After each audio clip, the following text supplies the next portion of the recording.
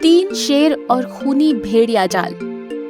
जंगल की सारी भागदौड़ तीनों भाई सिम्बा, वीरू और रुद्र नाम के तीन शेर संभाल रहे थे। ये तीनों बड़े ही नेक दिल और शांत स्वभाव के थे। वो तीनों भाई जानवरों का बहुत अच्छे से ख्याल रखते थे। उसी जंगल में एक भेड़िया रहता था जो बड़ा ही निर्दयी और घमंडी था। भेड़िया तीनों भाइयों से बहुत नफरत करता था। उसे ऐसा लगता था कि उन तीनों की वजह से जंगल में उसकी अहमियत कम होती जा रही है। वो हमेशा उन तीनों को नुकसान पहुंचाने के बारे में ही सोचता रहता था। एक दिन भेड़िया जंगल में घूम रहा था कि तभी उसकी नजर रुद्र पर पड़ती है जो अकेला घूम रहा था। ये देख भेड़िया अपने मन में कहता है, अरे वाह, ये अकेला घूम रहा है, यही मौका है इसे दबोच लेने का। अगर इसे कुछ हो गया तो सिम्बा और वीरू खुद ब खुद कमजोर पड़ जाएंगे। यूँ सोचकर भेड़िया चुपके से रुद्र पर हमला करने ही वाला था कि बंदर देख लेता है और जोर से चिल्लाते हुए रुद्र से कहता है, रुद्र पीछे देखो, भेड़िया तुम पर हमला करने वाला है। रुद्र एकदम से पीछे मुड़ता है और उन दोनों के बीच झगड़ा शुरू हो जाता है कि इसी दौरान सिम्बा और वीरू वहाँ आते हैं। सिम्बा भेड़िए को देखकर गुस्से में दहाड़ मारता है, अरे ओ भेड़िए, तू सुधरने वालों में से नहीं है ना? मैंने कई बार तुझे चेतावनी दी है, पर तू है कि सुधरने का नाम ही नहीं ले रहा।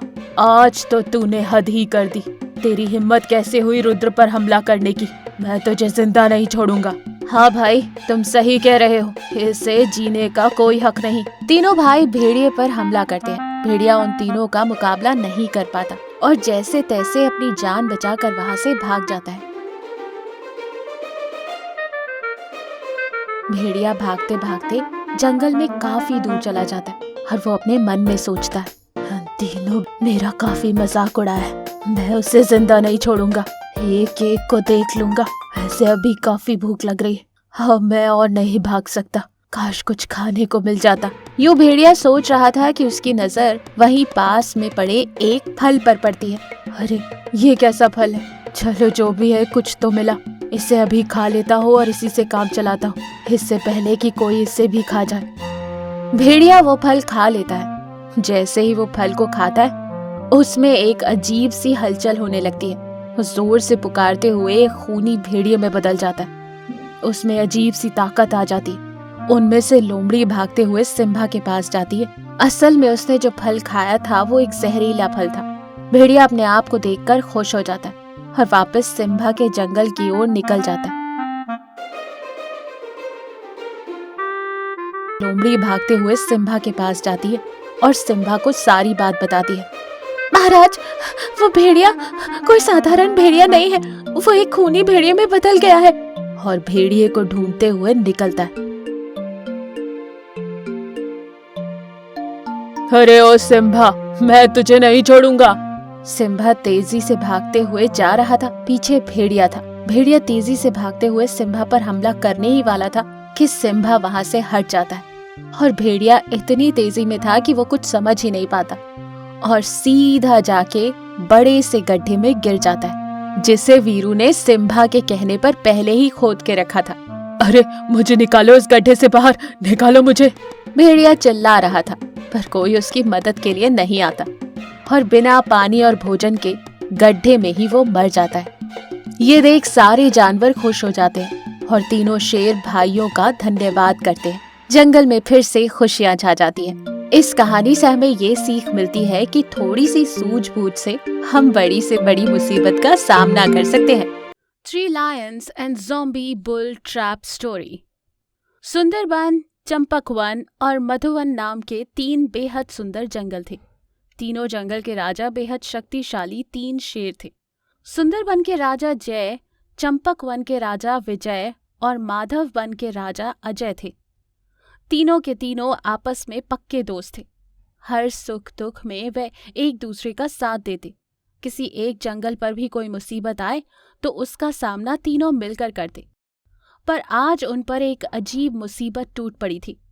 एक दिन अचानक चंपकवन के राजा विजय अपने जंगल की प्रजा के साथ माधववन पहुंच गए।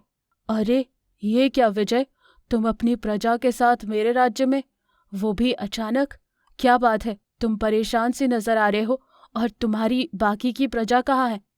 कुछ ठीक नहीं है विजय, हमारे जंगल पर एक बहुत ही भयानक मुसीबत आ गई है। उनका सामना मैं भी नहीं कर पाया और मेरी कुछ प्रजा भी उस मुसीबत का शिकार हो गई। बची कुची प्रजा के साथ मैं तुम्हारे जंगल आया हूँ। हमें जय को भी मदद के लिए बुलाना चाहिए। पर आखिर बात क्या है? कुछ तो हुआ होगा, विस्तार से बताओगे तो पता चलेगा। विजय उसे बताता है कि एक ज़ॉम्बी बैल ने उसके जंगल में आतंक फैला कर रखा है। उसके काटते ही हर कोई ज़ॉम्बी में बदल जाता, इसलिए उसे मारने के लिए उसके करीब जाना भी खतरे से खाली नहीं है। विजय ने उसे मारने की और उसे रोकने की बहुत कोशिश की, पर वो नाकामयाब रहा। उस ज़ॉम्बी बैल के हमले की वजह से विजय की कुछ प्रजा भी ज़ॉम्बी बन चुकी थी और बची कुची प्रजा उसके साथ सुंदरबन आ पहुंची थी। ये सुनते ही अजय भी परेशान हो उठा। उसे भी इस मुसीबत का कोई हल नजर नहीं आया। ये तो सच में बहुत बड़ी मुसीबत है। इसके बारे में पहले ना कभी सुना और ना ही सोचा। अब इसका सामना कैसे करे, क्या करे? हमारे हर परेशानी का हल जय के पास होता है। हमें तुरंत उसके पास चलना चाहिए। वैसे भी सुंदरबन सबसे ज्यादा सुरक्षित राज्य है। हमारे सारे जानवर वहां ज्यादा सुरक्षित रहेंगे। हमें फौरन सुंदरबन की ओर निकलना होगा। अजय की बात से सहमत होकर विजय और अजय अपने सारे जानवरों को लेकर सुंदरबन की ओर निकल पड़े। पहुंचते ही शेर जय, जो उनमें से सबसे शक्तिशाली और होशियार शेर था, उनकी पूरी बात सुनता है। वो भी तुरंत मदद करने के लिए तैयार हो जाता है। सारे जानवर एक दूसरे के साथ काफी अच्छी तरह घुल मिल कर रह रहे थे, पर अभी भी सबको उस ज़ॉम्बी बैल का डर रहता था। तीनों शेर आपस में उस ज़ॉम्बी बैल को रोकने की योजना बनाने लगे। क्या सोच रहे हो जय? हमें जल्द से जल्द कुछ करना चाहिए, वरना वो ज़ॉम्बी बैल और उसकी वो ज़ॉम्बी सेना हमारे सारे जानवरों को ज़ॉम्बी में बदल देगी। वही सोच रहा हूँ, आखिर उसे रोका कैसे जाए? हम उस पर ऐसे ही हमला नहीं कर सकते। अगर हम उसके वार से जख्मी हो गए तो हम भी कहीं ज़ॉम्बी ना बन जाएं। हमें इसके लिए कोई जाल बिछाना होगा, वही सही रहेगा। बात तो तुम्हारी सही है, पर आखिर कैसा जाल बिछाना है वो तो सोचो। वो काफी देर तक सोचते रहे और आखिरकार वो उस ज़ॉम्बी सेना से लड़ने के लिए एक योजना बना पाए कि तभी अचानक एक बाज उड़ता हुआ वहां पर आता है और उन्हें ज़ॉम्बीज के आने की खबर सुनाता है, जिसे सुनते ही सारे जमीन पर रहने वाले जानवर शेर के बताए हुए सुरक्षित जगह पर चले जाते हैं और बाकी जानवर आग जलाकर जलती हुई लकड़ियों को अपना हथियार बनाते हुए पेड़ों पर जाकर बैठ जाते हैं। पर महाराज, आप तीनों यहाँ से क्यों नहीं जा रहे? आपकी जान को भी तो खतरा है। हमारे जंगल और हमारी प्रजा को बचाना हमारा कर्तव्य है। हम यहाँ से नहीं जा सकते। हम तुम्हारे साथ मिलकर उनका सामना करेंगे।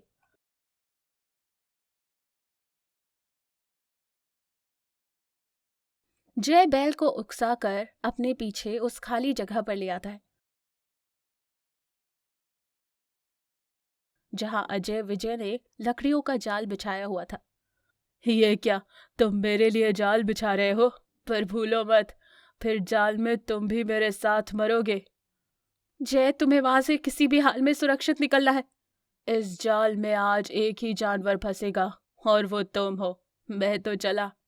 जय तुरंत उस घेरे से बाहर छलांग मार देता है और तभी बाज और बंदर की मदद से विजय और अजय उस घेरे में आग लगा देते हैं, जिस वजह से ज़ॉम्बी बैल उसमें बुरी तरह से जलकर मर जाता है।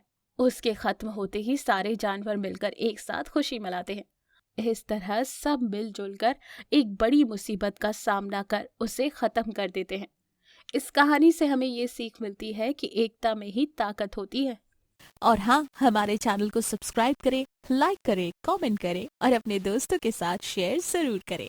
Thank you for watching.